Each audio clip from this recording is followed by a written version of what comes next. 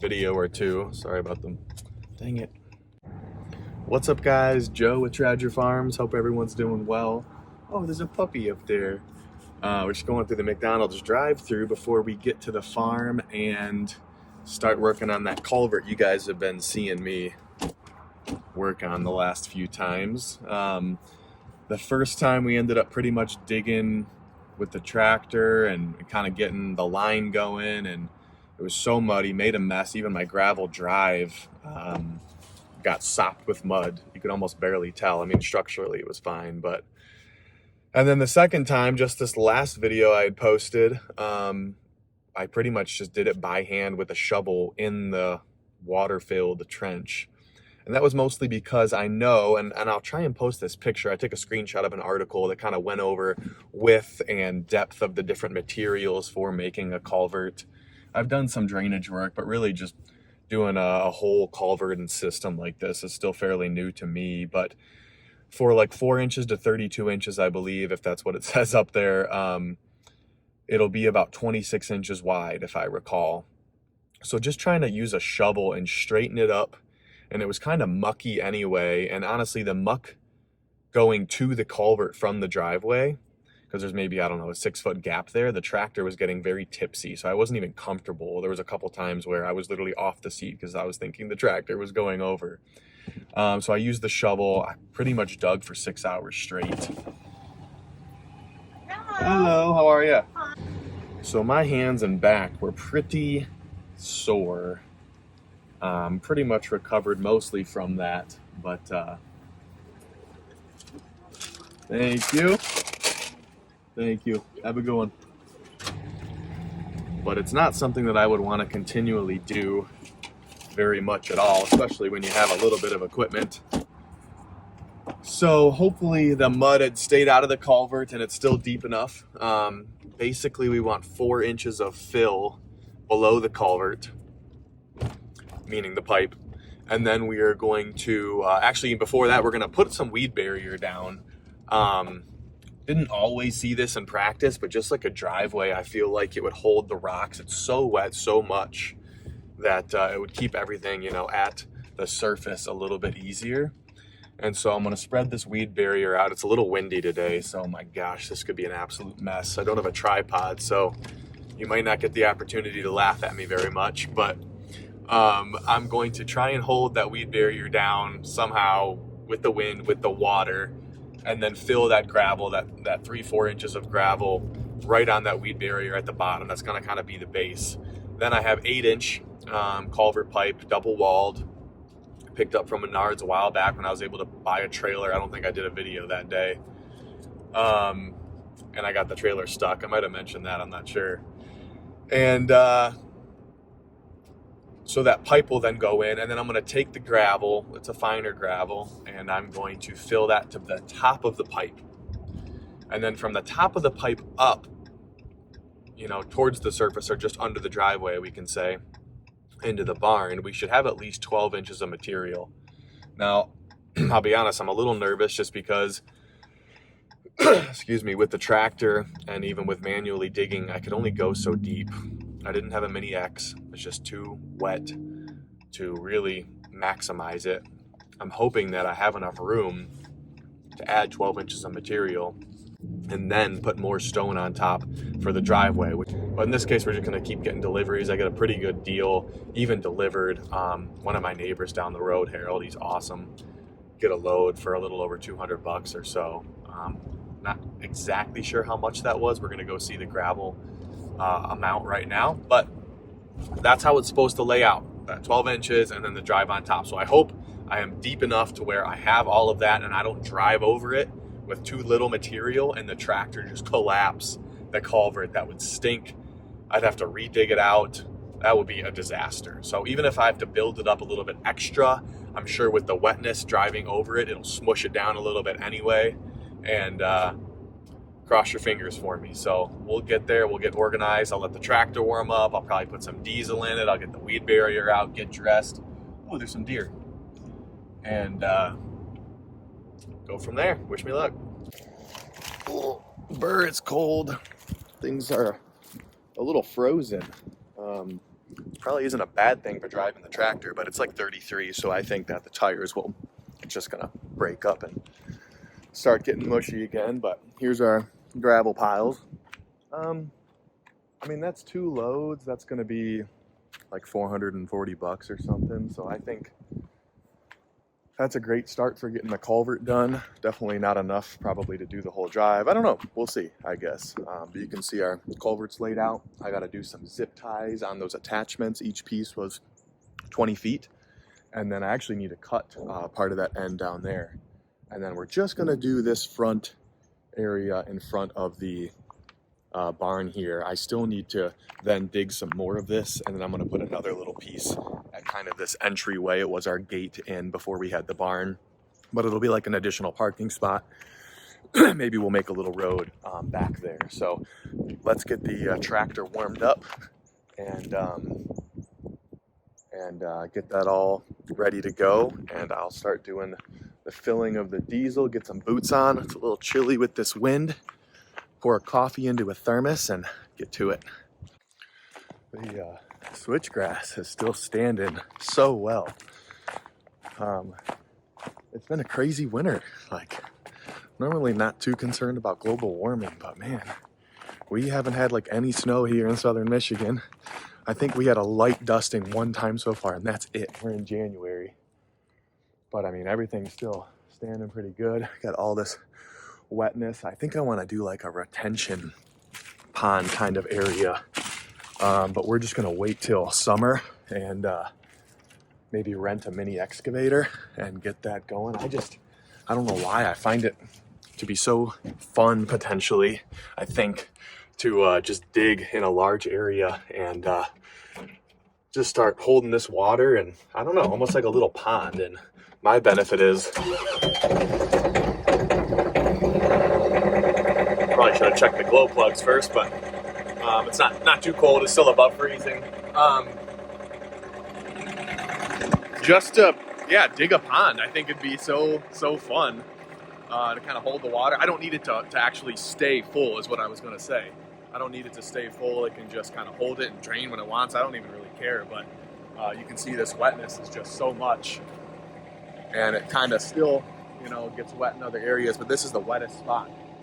And kind of fill in some dirt, maybe add some gravel, and then there's a drainage that way. It'll probably just be a whole other video, but it's a big project to get this drainage organized. It's just a little bit lower land than the road that's out front, and once we get it established, though, we'll be rocking and rolling back to the habitat stuff. Which reminds me, actually, you guys need to get your cuttings orders in, like bigrocktrees.com. Tom and I have been talking a little bit, getting some some stuff ready to go. We're going to be buying some little bit longer cuttings, I think I was mentioning to you guys. And they just went on sale on the 1st here recently, yesterday. So I'm going to be putting my order in today, and we're going to be doing some 24-inch, probably mixing it up, maybe some silky dogwood, dappled willow, silky willow, kind of a combo of stuff the deer like to eat, and that's just going to be great cover for them in each pocket. If you watched a couple videos back, we went through and we added some welded wire, and we really strengthened that fencing. So it's going to be really good to go, unless the deer end up jumping it. That's the only really risk, or some rabbits squeeze through and chew up some bark, but hopefully they don't get to every one. Again, we'll bring you some videos of that, but I wanted to remind you guys because they do sell out. And sometimes, selfishly, I'm almost like, should I mention it? Because you guys make a run for it, or Jeff mentions it, and you guys make a run for it, then they'll run out even quicker. So just make sure you guys do that, and then in the future, if you want to try and propagate some of your own, forgot my zip ties, then you can do that and save a little money in the future. But you can start getting those going if you're pressed for time and it's in the budget, and that way you'll be ready to go once your planting season is here for your area. Man, for the wind really gets you, I guess, because for being 33 or 34 and even a little warmer later today, hands are freezing. So we got our zip ties. If you guys can see this, this is like a coupler that basically just goes over They leave you a couple holes to zip tie it together, and then this whole culvert will go in there. They gave me some heavier duty ones at Menards, but they did not fit in the hole. Go figure. So these were just off Amazon. This is what we were using for some of our fencing on the diversity pockets. They're rated to like 40 pounds. Hopefully they don't break, but once the material is on here, I'm not too worried. But they slid in nicely. Of course, you can see there's some frost in the cracks, so even poking these things through, when you're doing everything late, it's always more of a problem. You always run into more issues. What I'm thinking for this, since there's a little layer of ice on here, is possibly if the weed barrier will kind of stay floating, I'll get the shovel, I'll put a little bit of gravel on the sides to kind of hold it, and then I can come in with the tractor and start dumping it in to kind of push it all the way in. So I'm hoping the ice kind of just holds it nicely there. Otherwise, if it's just the water, I guess it should be the same. I just don't want it moving around as I'm trying to get the gravel on it and it to situate itself, you know, in the right spot. I'm out of breath. No!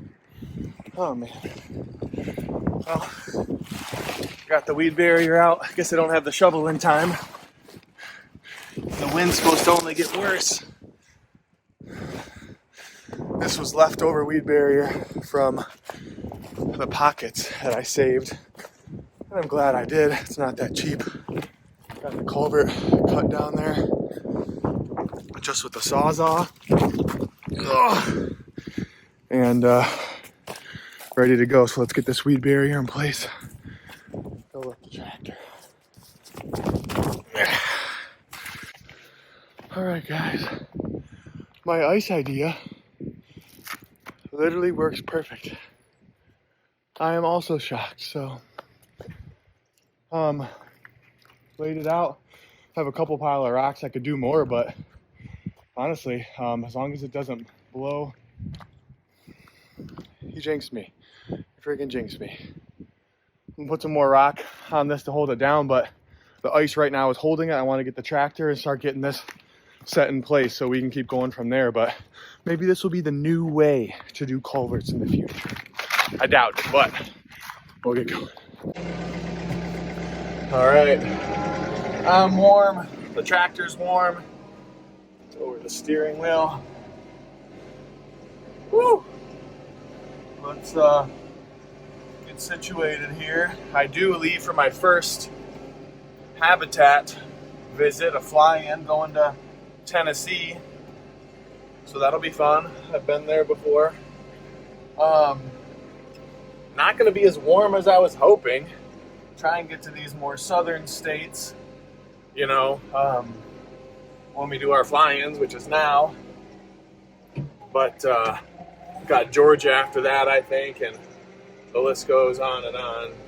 But I'm excited. It's a big property. It's going to be a lot of fun. We'll be right off to the races with that. I want to say 1,500 acres, so it was nice. Last year I had everything from 8 acres to over 1,200. I don't think I had one quite this big. Not that it'll change too much, but excited to get out there. All right. I need to get a magnet for this tractor so I can just post my phone up and get some different angles for you guys and show a little more work. That'll be fun. They're pretty cheap on Amazon. If I haven't showed you the one I use, you might like it. Progress has been a little slow. The weed barrier really, you know, when I dug that 26-inch wide a little deeper than most parts to kind of straighten out a path, it really kind of sunk into that. And then very hard to keep the flaps open. Maybe 6.5 feet wasn't wide enough, again, as what I had left over.